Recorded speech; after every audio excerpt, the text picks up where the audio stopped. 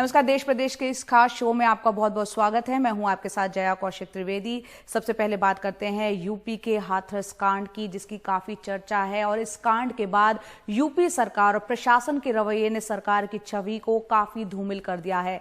अब एक नई बात कही जा रही है कि क्या हाथरस कांड के बाद यूपी में दंगे भड़काने की साजिश हो रही थी। इसके पीछे पीएफआई और एसडीपीआई जैसे संगठनों के नाम बताए जा रहे हैं। जांच एजेंसियां दावा कर रही हैं कि उनकी सतर्कता से ऐसी साजिश नाकाम हो गई है। इसके अलावा मुख्यमंत्री की छवि खराब करने की कोशिश का भी आरोप है। बताया जा रहा है कि एक वेबसाइट ने उनके नाम पर एक फर्जी बयान भी जारी कर दिया। इसको लेकर एक मामला लखनऊ के हजरतगंज थाने में दर्ज किया गया है। हालांकि विपक्ष ने साजिश के आरोप को गलत और हास्यास्पद बताया है। उसका कहना है कि इस मामले में बीजेपी का दलित विरोधी चेहरा सामने आया है। खुफिया एजेंसियों की पूरी रिपोर्ट ही फर्जी और हास्यास्पद है। उसके अधिकारी नहीं मानते कि रेप हुआ है और इसके लिए 12 दिनों बाद भेजे गए नमूनों की रिपोर्ट का हवाला वो दे रहे हैं।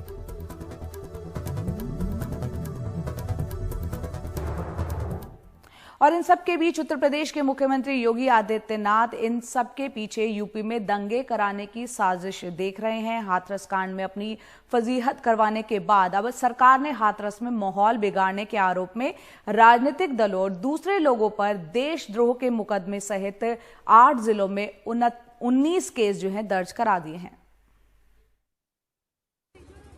हाथरस में रोज बवाल हो रहा है।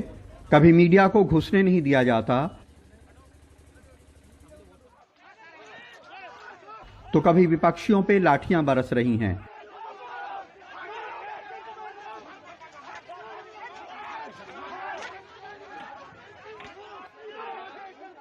सोशल मीडिया पे सरकार की इतनी फजीहत कभी नहीं हुई थी जितनी इस कांड में हुई। मुख्यमंत्री योगी आदित्यनाथ ने इसे दंगा कराने की साजिश करार दिया है।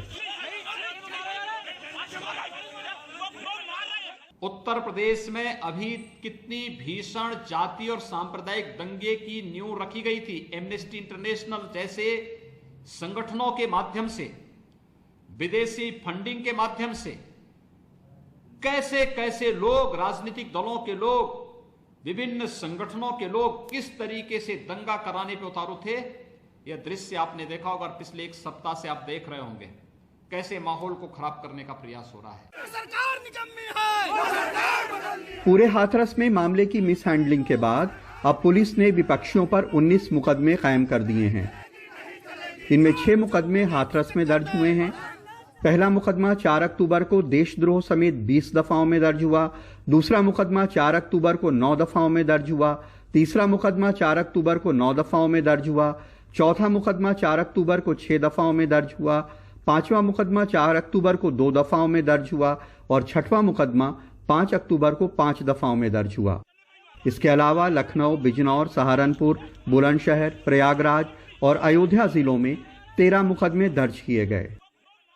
हाथरस में दुर्भाग्यपूर्ण घटना को लेकर कुछ अराजक तत्व बेजा लाभ और कुलसित उद्देश्य से पूर्व सुनियोजित योजना के अनुसार आपराधिक षड्यंत्र के तहत पूरे प्रदेश में अमन चैन बिगाड़ने व जातीय विद्वेष फैलाने आदि के उद्देश्य से पीड़ित परिवार को भड़काने, गलत बयानबाजी करने के लिए दबाव बनाने तथा उन्हें 50 लाख रुपए का प्रलोभन देने आदि के संबंध में वायरल ऑडियो, फोटो को सोशल मीडिया के माध्यम से दुष्प्रचारित करने के संबंध में है। लेकिन विपक्ष आरोप लगा रहा है कि हाथरस कांड में सरकार का रवैया भेदभाव भरा है। पहले एसआईटी जांच के बहाने मीडिया को पीड़िता के घर नहीं जाने दिया गया, फिर विपक्षी नेताओं पर लाठीचार्ज किया गया, लेकिन बलात्कार के आरोपियों के समर्थन में वहां पुलिस के संरक्षण में सभाएं कराई जा रही हैं। अब यह विपक्ष की आवाज दबाने की कोशिश है। जब खुद बैकफुट पे वो आते हुए नजर आ रहे हैं तो ये फर्जी एक कहानी घड़ी गई है कि एक हैशटैग हुआ, सोशल मीडिया के माध्यम से भड़काने का, दंगा भड़काने की कोशिश की गई और सरकार को बदनाम करने की कोशिश की। अब इन चीज़ों का सहारा लिया जाएगा। एक लड़की के साथ हुए बलात्कार की पुष्टि के लिए उसके सैंपल्स 11 दिन के बाद एफएसएल लैब को भेजे गए। उसकी लाश पुलिस ने जबरदस्ती आधी रात में जला दी। सारी दुनिया ने यह सब देखा। फजीहत होने के बाद अब सरकार एक कॉन्स्पिरेसी थ्योरी लेके आई है, लेकिन इस बात का भी सर्वे होना चाहिए कि इस कॉन्स्पिरेसी थ्योरी पे देश में कितने लोगों को यकीन है। हाथरस में मुकेश सिंह सेंगर, गुलशन और लखनऊ में राजेश गुप्ता के साथ कमाल खान, एनडीटीवी इंडिया। तो लगातार हाथरस कांड के बाद विपक्ष भी ये आरोप लगा रहा है कि उसकी आवाज को दबाने की कोशिश हो रही है और सरकार का रवैया भेदभावपूर्ण है।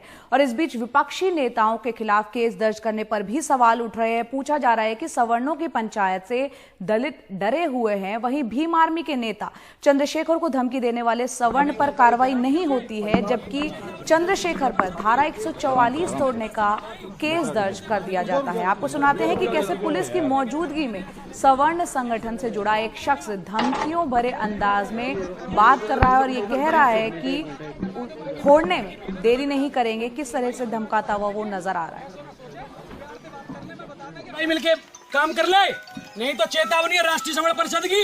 एक एक कार्यकर्ता सवर्ण भाई, पैसे हमारे लिए दलित सवर्ण कोई अलग नहीं है, हम सब एक हैं। पर लेकिन अगर तेरे ऐसा व्यक्ति ऐसे कुरुचित काम करेगा तो हम तेरे को फूकने की देरी नहीं करेंगे। और भैया एक बार सबसे हाथ जोड़ के निवेदन है, एक मुलाकात करवा दो, बाकी भाई जो मन के भेद है ना मैं मिटा दूं कि भाई हम भी वाके बड़े भाई हैं।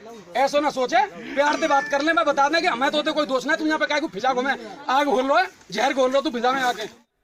तो आपने सुना इस तरह के लोगों के खिलाफ कोई कार्रवाई नहीं होती है। और वहीं दूसरी तरफ हाथरस में पीड़ित परिवार से मिलने पहुंचे आम आदमी पार्टी के सांसद संजय सिंह और दिल्ली से विधायक राखी बिरलान पर स्याही फेंकी गई। पीड़ित के गांव के बाहर जो है एक शख्स ने दोनों नेताओं पर स्याही फेंकी। वहां मौजूद पुलिस ने आरोपी युवक को काबू में किया। इस दौरान वहां काफी हंगामा देखने को मिला और इसके बाद पुलिस ने वहां पर लाठीचार्ज भी किया।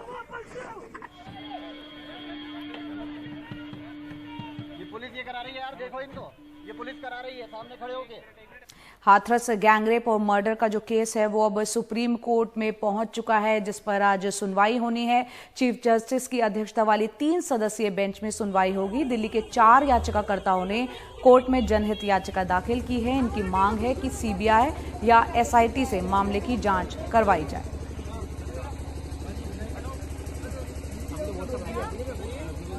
तो यहां पर आप देख रहे हैं सुप्रीम कोर्ट में जो सुनवाई होनी है उसमें 3 जजेस की जो बेंच है वो इस पर सुनवाई करेगी, जिसमें उसकी अध्यक्षता chief justice S A Bobde करेंगे, जस्टिस ए एस बोपन्ना, इसके अलावा जस्टिस वी राम सुब्रमण्यम भी इसमें मौजूद रहेंगे।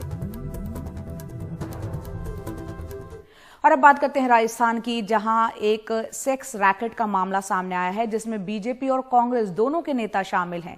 8वीं की छात्रा ने अपने साथ हो रहे यौन शोषण की बात बताई है। बीजेपी महिला मोर्चा से जुड़ी सुनीता वर्मा और कांग्रेस सेवा दल से जुड़ी पूनम चौधरी पर इसमें शामिल होने का आरोप है। सुनीता वर्मा सहित 5 लोगों की गिरफ्तारी हुई है, जबकि पूनम चौधरी की तलाश अभी भी जारी है। सुनीता वर्मा और पूनम चौधरी एक सवाई माधोपुर में भाजपा की महिला मोर्चा की अध्यक्ष और दूसरी कांग्रेस सेवा दल में, और दोनों अब यहाँ यौन उत्पीड़न की आरोपी हैं। इन पे आरोप है कि सरकारी काम करवाने की आड़ में ये देह व्यापार करती थीं। एक नाबालिग ने इन पर आरोप लगाया है कि इन महिलाओं ने उसे अपने परिचित लोगों के पास भेजा, जहाँ उसका यौन उत्पीड़न हुआ। दोनों महिलाएं अब पार्टी से सस्पेंड हो चुकी हैं। इसने 30-35 बच्चियां बताई हमको। जो सुनीता वर्मा है जो बच्ची को फोटो दिखाती थी बच्चियों की, इसलिए हमको पता लगा इस चीज का। इनका जीवन संवार देती हूँ, शादी करवा देती, जैसे कोटा भेज दी, जयपुर भेज दी, हरियाणा भेज दी, पंजाब भेज दी, ऐसे बोलती थी वो। तो मैं उन बच्चियों को निकलवाना चाहती हूँ जो इसके चंगुल में फंस रही है। बड़े आदमियों के लिंक जुड़े हुए हैं इसके साथ। तो पुलिस ने अब तक इस मामले में सुनीता समेत 5 लोगों को गिरफ्तार किया है। पूनम अभी फरार है। सुनीता वर्मा बीजेपी की महिला मोर्चा अध्यक्ष सवाई माधोपुर है और उसका एक साथी हीरालाल है। इसके अलावा सुनीता वर्मा की एक मिलने वाली पूजा और पूनम चौधरी है। इन तीनों के खिलाफ एफआईआर में नाम है और इन्होंने मिलकर, सुनीता वर्मा और हीरालाल ने मिलकर इस पीड़िता को अपने जान पहचान के लोगों के साथ दुष्कर्म करवाया है। साथ ही पुलिस ये भी जांच कर रही है कि नाबालिग के साथ साथ और कितनी महिलाओं का शोषण हुआ है। जयपुर से हर्षा कुमारी सिंह, एनडीटीवी इंडिया।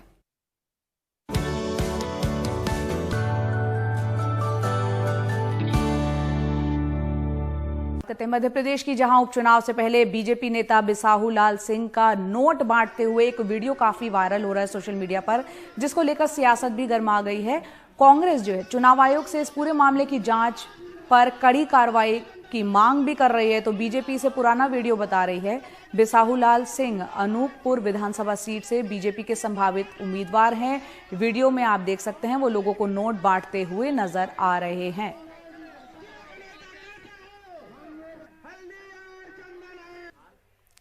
छत्तीसगढ़ के दुर्ग में फसल खराब होने से आहत किसान ने फांसी लगाकर आत्महत्या कर ली। जानकारी के मुताबिक मातरोडिये गांव के रहने वाले किसान दुर्गेश ने सोमवार सुबह अपने ही खेत में फांसी लगा ली।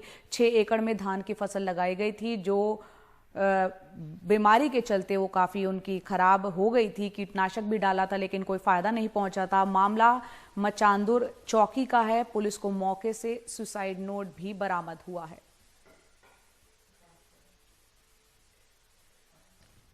और अब बात करते हैं गोवा की। अनलॉक 5 के बाद भी गोवा में पहली जैसी रौनक देखने को नहीं है।